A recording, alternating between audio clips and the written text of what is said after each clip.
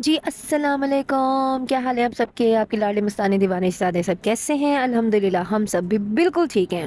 और जी इतने अरसे ब्रेक के बाद मुझे रियलाइज़ हुआ कि this is something I can not live without. आप लोगों के साथ मुलाकात करना, अपनी लाइफ़ की अपडेट देना और एक मेमोरी भी बनाना अपनी लाइफ़ की is what I was born to do.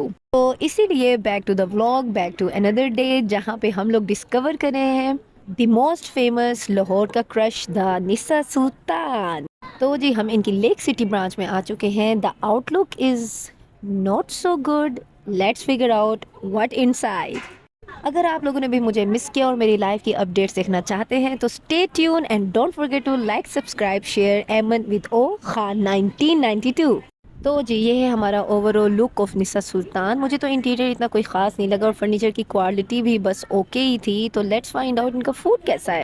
तो जी मैं तो अंदर घुस गई इनके किचन का लाइव मुआयना करने ताकि आप लोगों को भी मैं दिखा सकूं कि कितनी हाइजीन को प्रॉपरली तरीके से मेंटेन किया गया है। बॉस लगता है इन्होंने अपनी सारी मेहनत और सारा पैसा फूड पे लगा दिया है which is I think the best part. तो जी हमारा ऑर्डर आ चुका है और जो सबसे पहली चीज़ आपके सामने प्रेजेंट हो रही है वो है पिद्दा, चीज़ पिद्दा। इट्स नॉट पिज़्ज़ा गाइस, मुझे गलत नहीं बोलने आता। टर्किश में इट इज़ कॉल्ड पिद्दा, लेकिन ये बिल्कुल पिज्ज़े की तरह था। और जो हमने दूसरी चीज़ ऑर्डर की थी वो थी कबाब प्लेटर। प्लेटर से आप लोगों के दिल दिमाग और माइंड में ये आएगा कि कोई 10-12 कबाब होंगे, वैरायटी होगी, लेकिन no guys, check it out, it has only 1 kebab. लेकिन मेन्यू में उन्होंने ये मेंशन किया हुआ था तो इसीलिए हम लोगों ने एक अलग बारबेक्यू प्लेटर भी मंगवाया था जिसके अंदर they had the biggest variety guys and the yummiest barbecue.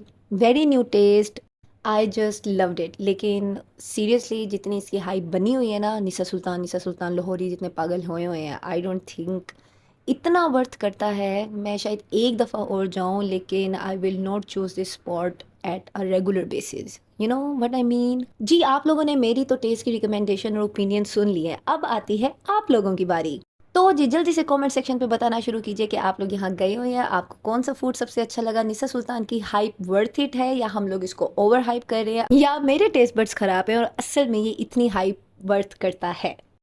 जी ऐसा तो हो ही नहीं सकता कि इतने हैवी खाने के बाद हम लोग मीठा ना खाएं। डिज़र्ट तो बनता है बॉस। तो हम लोगों ने एक चोको फज ब्राउनी का स्कूप मंगवाया था और एक एक्सपेरिमेंटल स्कूप था जो बिल्कुल अच्छा नहीं था, लेकिन do try their choco fudge.